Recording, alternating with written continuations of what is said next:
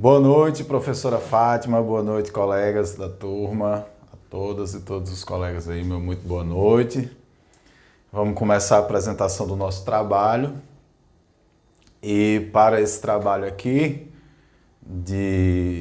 do componente de metodologia do ensino da matemática, contribuíram, neste grupo os colegas Eduardo Almeida, que sou eu, Evang, Érica Almeida, Janaína Messias, Juliana Cavalcante e Neliane Messias. E hoje nós vamos falar sobre a modelagem da matemática, concepção e epistemologia, que é um artigo aí da Maria Isaura de Albuquerque Chaves e Adilson Oliveira do Espírito Santo. E o artigo propõe uma concepção para a modelagem matemática que pretende englobar várias possibilidades do seu uso em sala de aula. Então vamos lá.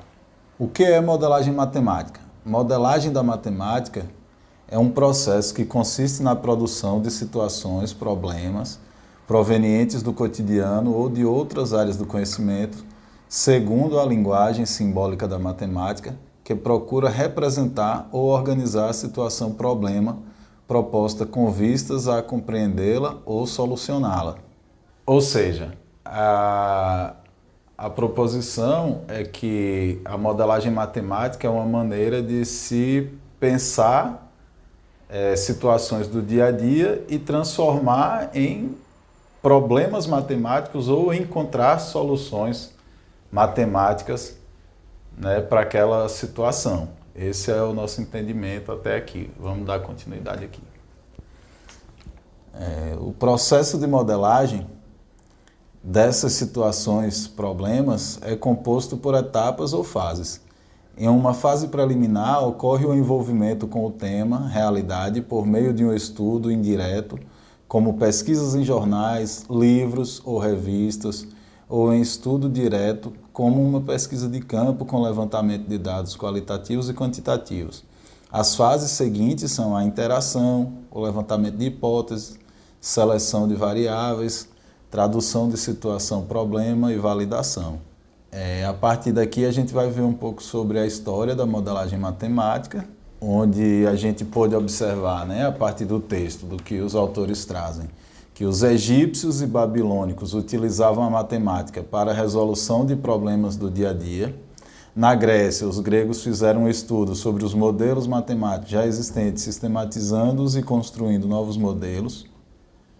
Na Idade Moderna, rompe a barreira existente entre a tradição artesanal e a culta, entre a razão e a experiência. Com isso, a matemática passa a desempenhar um novo e diferente papel, o de ferramenta necessária à explicação de fenômenos.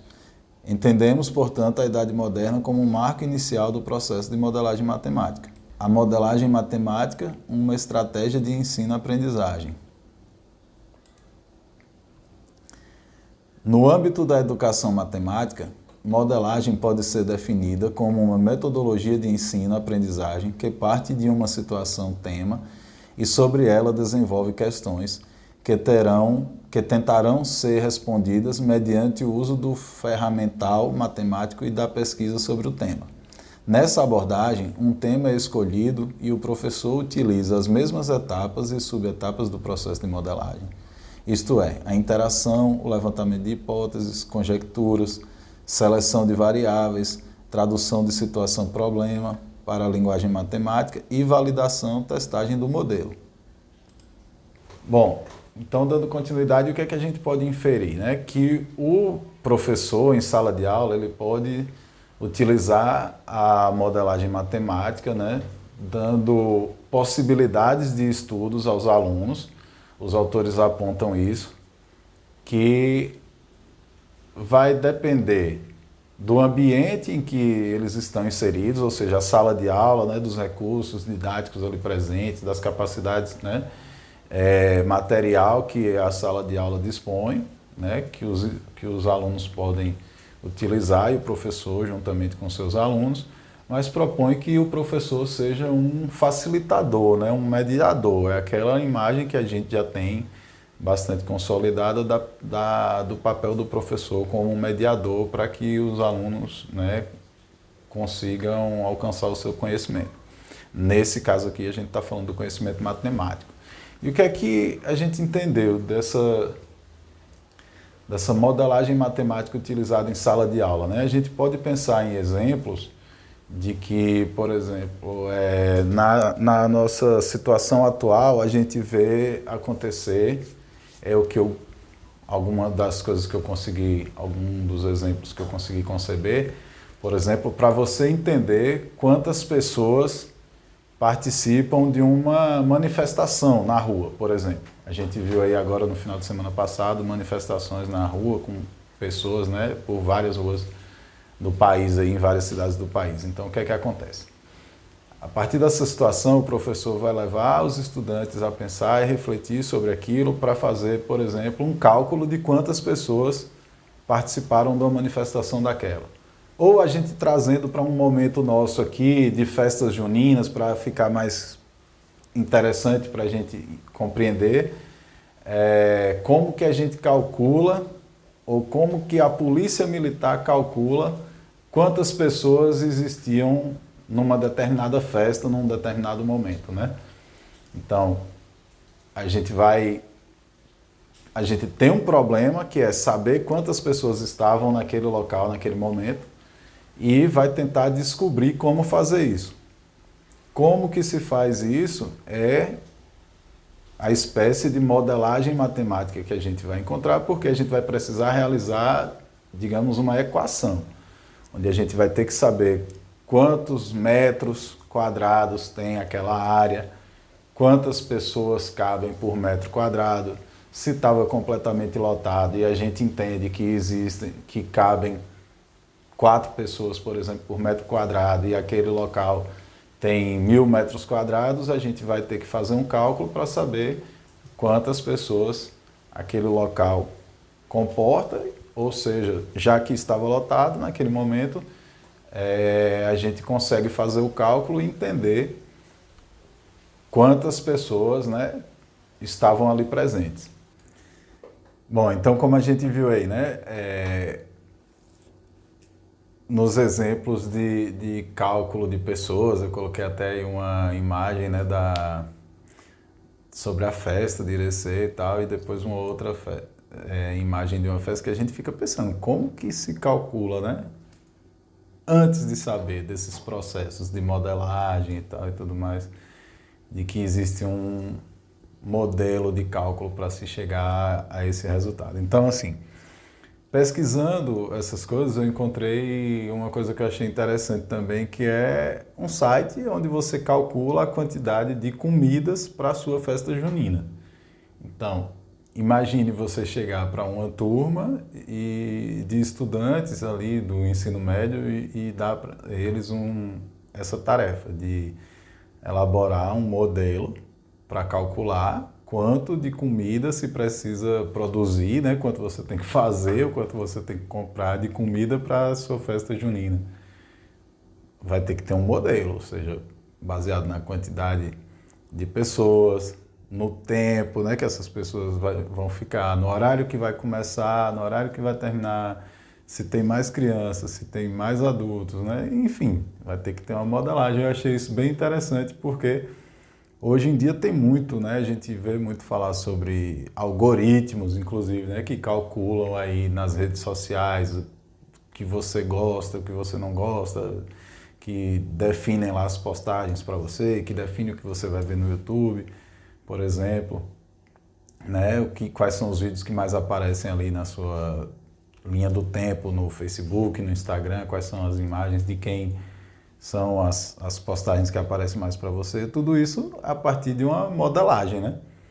E eu fiquei pensando também como que era no meu tempo, né, de estudante e tal, porque muitas vezes a gente aprendia coisas, os professores traziam coisas para a gente que a gente ficava pensando. Eu me lembro muito bem de uma colega que questionando uma vez, para que a gente estuda isso? Para que a gente tem que aprender isso? E hoje, outro dia até acho que eu já comentei isso numa aula. E hoje a gente vê que para tudo tem uma utilidade, né? Assim, que todas essas questões que a gente estudou têm uma utilidade. Só que essa abordagem, né, a partir da modelagem matemática, é que na maioria das vezes a gente não está acostumado a ver. Ou que pelo menos eu não estava acostumado a ver, né?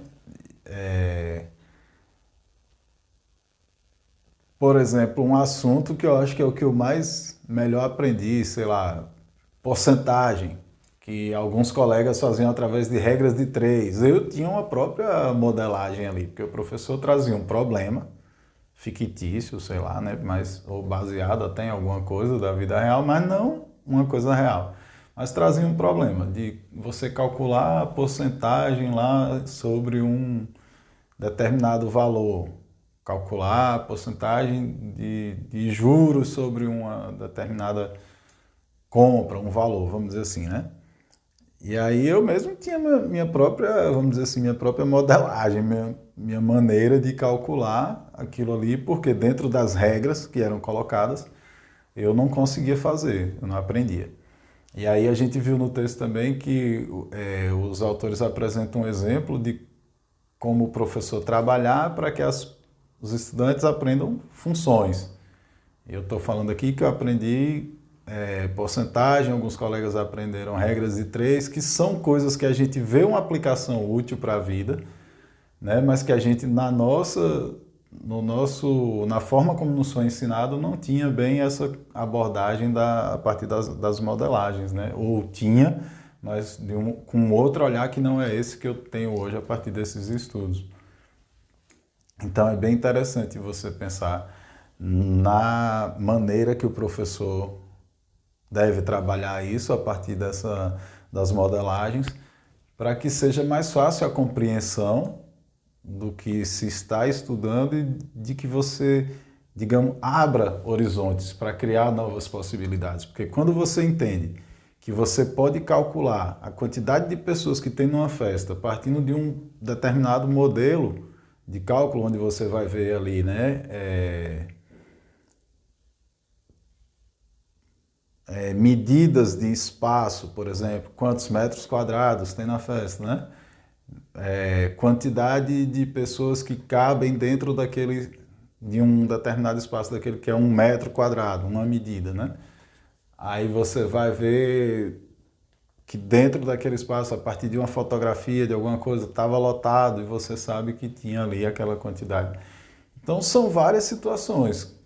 Eu fico pensando em como que se calcula, por exemplo, um corredor que faz 100 metros em 9 segundos. Como que se sabe a velocidade que ele está correndo? Tem uma modelagem que é você calcular quantos metros são, quanto tempo ele fez, depois dividir aquilo ali e achar a velocidade que ele fez, né, pelos segundos. Então cabe ao professor estar levando problemas, situações cotidianas para que os estudantes estejam pensando e avaliando. E isso vai fomentar outras reflexões até para se chegar a criar, como eu falei, de algoritmos, né, de coisas assim que hoje em dia estão sendo muito usadas e que precisa ter uma modelagem definitiva ali, porque vai se colocar lá num sistema de computador, vai transformar aquilo num sistema de cálculos para obter respostas que não são só relacionadas à matemática especificamente, como a gente pensa em questão de conta e essa coisa toda, porque, como eu citei o exemplo, quando você entra no YouTube, tem uma página inicial ali que o YouTube indica vários vídeos para você com base nos seus próprios gostos. Esses vídeos aparecem ali só para você, daquela maneira, organizado só daquela maneira, porque ele tem um sistema de cálculo dos seus gostos, do que você mais gosta, e ele apresenta aquilo ali para você. Então não é exatamente uma coisa matemática, mas é feito em cima de operações matemáticas, de cálculos matemáticos, ou seja, através de uma modelagem, para se chegar ao entendimento do que é que você gosta mais e do que pode ser mais interessante para você.